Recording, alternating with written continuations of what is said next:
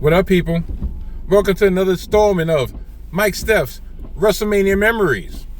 We're up to Wrestlemania 6 that emanated from the Sky Dome in Toronto, Canada. The main event is what I'm going to be concentrating on. The main event was the immortal cocksucker, Hulk Hogan, versus the Ultimate Warrior. Title versus title. WWF title versus the Intercontinental title. Champion versus champion. And what they entitled to be the Ultimate Challenge. As hopefully y'all have come to realize, I was not the biggest fan of Hulk Hogan after a while by this time, because I wanted somebody else to take the torch. Not for him to pass the torch, but for him to take the torch. In layman's terms, I wanted somebody to beat Hulk Hogan. I was tired of Hulk Hogan. I was tired of seeing him on my screen. I was tired of the red and yellow. I was tired of seeing that bald spot progressively get bigger. I was tired of all of that. And I thought that this just might be the time. The young upstart, someone that was younger, bigger, faster. Well, not so much faster, but somebody that, because by this time I started to get a little bit smartened up to what was going on, somebody that the boss, whoever the boss may be, would be comfortable topping the company, heading the company. Hold on, gotta get my matcha latte. As I was saying, matcha latte in hand. This was going to be the chance for Hulk Hogan to finally be replaced at the top of the food chain, right? It all started, as they normally did, it all started in the Royal Rumble. The Royal Rumble, they got a little heated, had a little confrontation, little tit for tat, and the Ultimate Warrior wasn't about those games. Then they went to, once again, the main event. Or was it Saturday main event at this time? I think it was Saturday night main event. And they had a tag team match, and they had a disagreement, and the Ultimate Warrior would just run off. Now, a little backstory on the Ultimate Warrior. The Ultimate Warrior, I remember from his days in World Class Championship Wrestling, because back in the days in New York City, we had this channel called U68, UHF's channel. And every day of the week, they would show us some wrestling from different parts of the country. I believe Monday was World Class Championship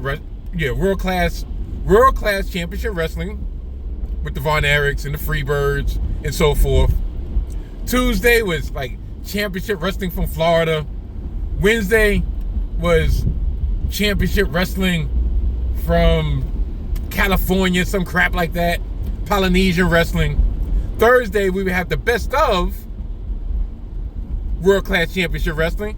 And then Fridays and Saturdays, if I'm not mistaken, matter of fact, Monday was Worldwide Wrestling from the NWA, and Fridays was NWA Pro Wrestling.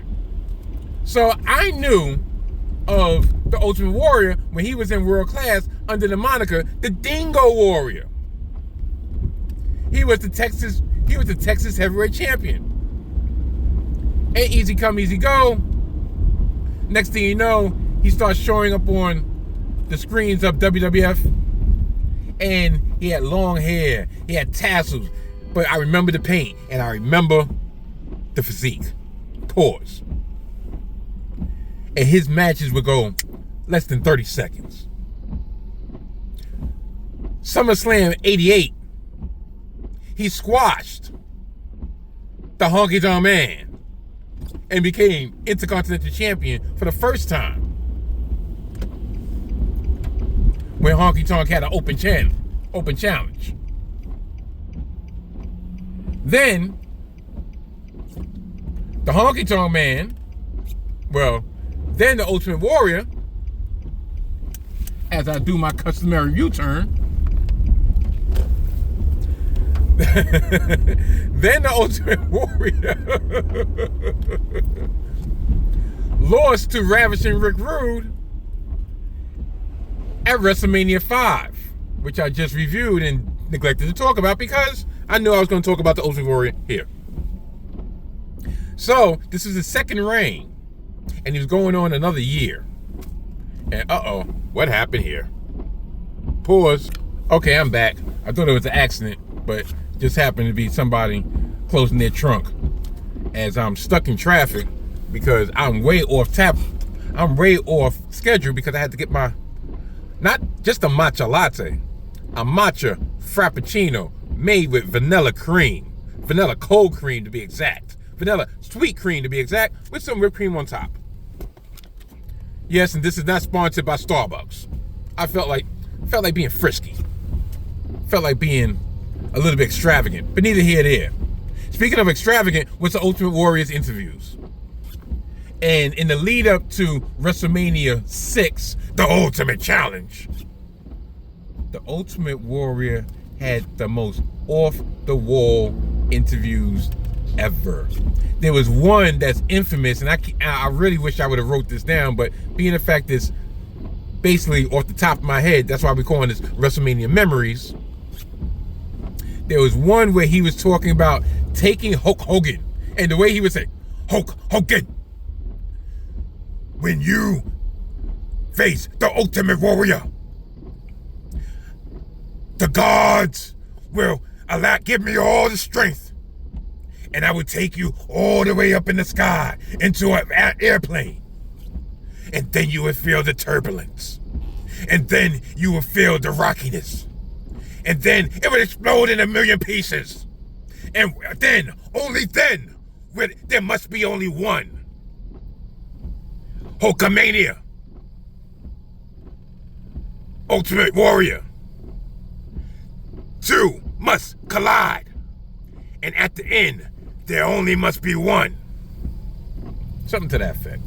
But pretty much it was some off the rails ranting that he was saying he was going to take a whole airplane full of people and make them crash to their death, to their fiery death, all in the name of getting the WWF title off of Hulk Hogan. And if you fast forward 40 years later, man, well, 30 years later, 35 years later, as these mother effers try to get in front of me,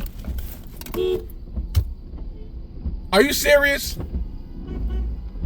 I swear, it's always the infinities. It's always the infinities.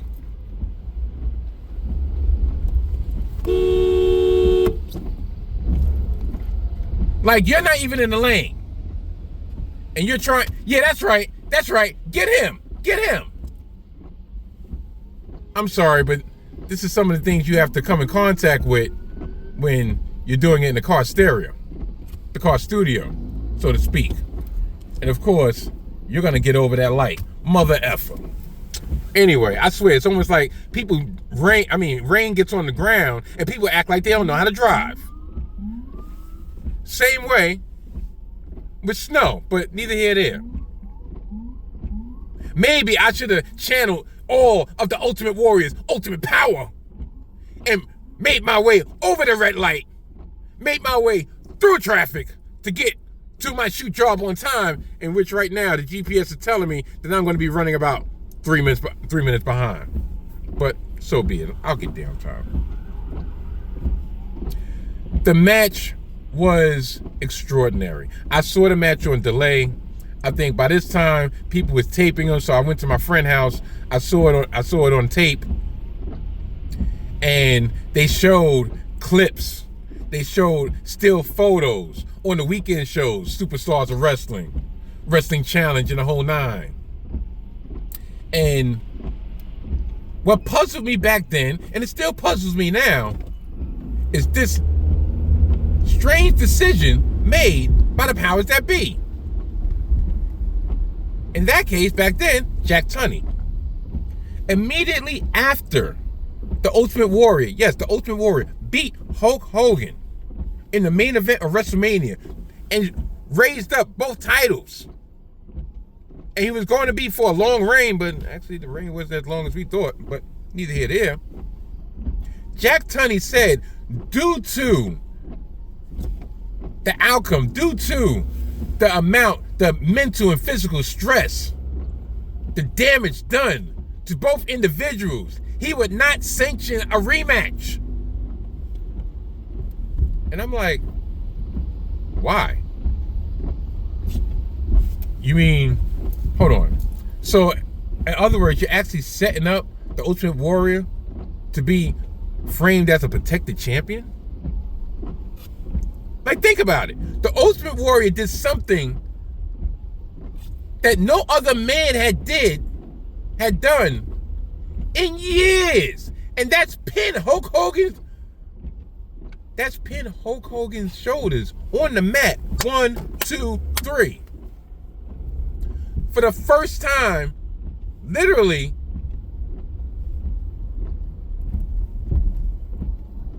in the WWF history, well, in Hulk Hogan's return since 1983. So 6 years and change, Hulk Hogan had never been legitimately pinned 1, 2, 3. And now, since he pinned him, you're not allowing him to have a chance to pretty much put the nail in the coffin and say, no, I'm not a fluke champion. Because, of course, as Hulk Hogan is wants to do, the ending sequence was Hulk went for the infamous leg drop. The Ultimate Warrior was too quick, too swift, and got out the way. And then hit him with the splash. 1, 2, 3, and right after the 3, Hulk Hogan jumps out as if like, and then looks back like. So it's almost portrayed as if it was a fluke. And you're not giving the Ultimate Warrior a chance to solidify that win, solidify his legacy, solidify his title run for a rematch? Of course, Hulk disappeared again. Probably had a movie. I don't know, was it Mr. Nanny? Maybe, I don't know. And the Ultimate Warrior was left with hardly no opponents. They ran back the Ravishing Rick feud because Ravishing Rick came back from a hiatus and said, well, he was the only one who pinned the Ultimate Warrior, so therefore he beat him for the IC championship. He's gonna beat him for the heavyweight championship. And we had that feud from WrestleMania all the way to SummerSlam. Then after that, the Ultimate Warrior had a 6-man feud with the newly debuted Legion of Doom, the Road Warriors versus Demolition. And that lasted until December. And then the end of the year, the Macho Man, now the Macho King, decided he wanted the championship. And if he couldn't get the championship, guess what? Ultimate Warrior was going to be the champion. And that led to the Ultimate Warrior's downfall. Royal Rumble, 1991.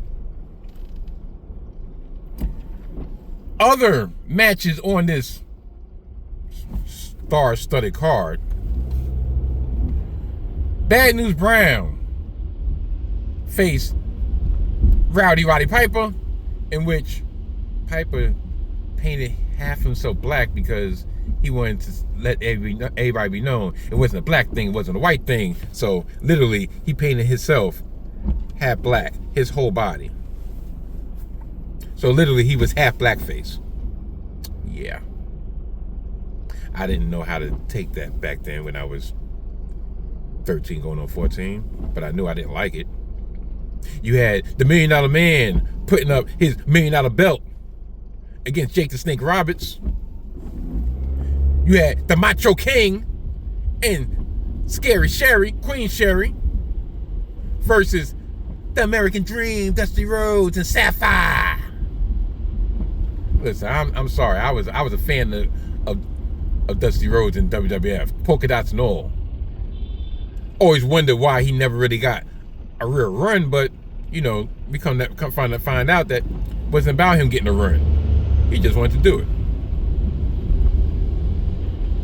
We had Demolition regaining the championship versus the Colossal Connection, the team of Andre the Giant and Haku.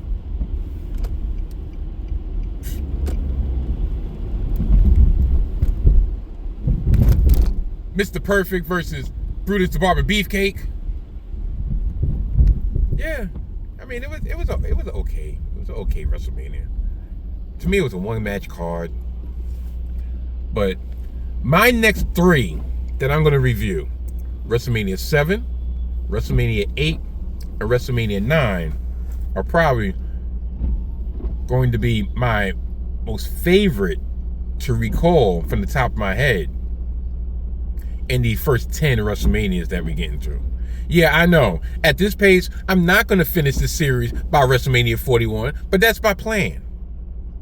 I have it to the end of the month. It's WrestleMania month. It's not my fault that they had to have WrestleMania on Easter weekend.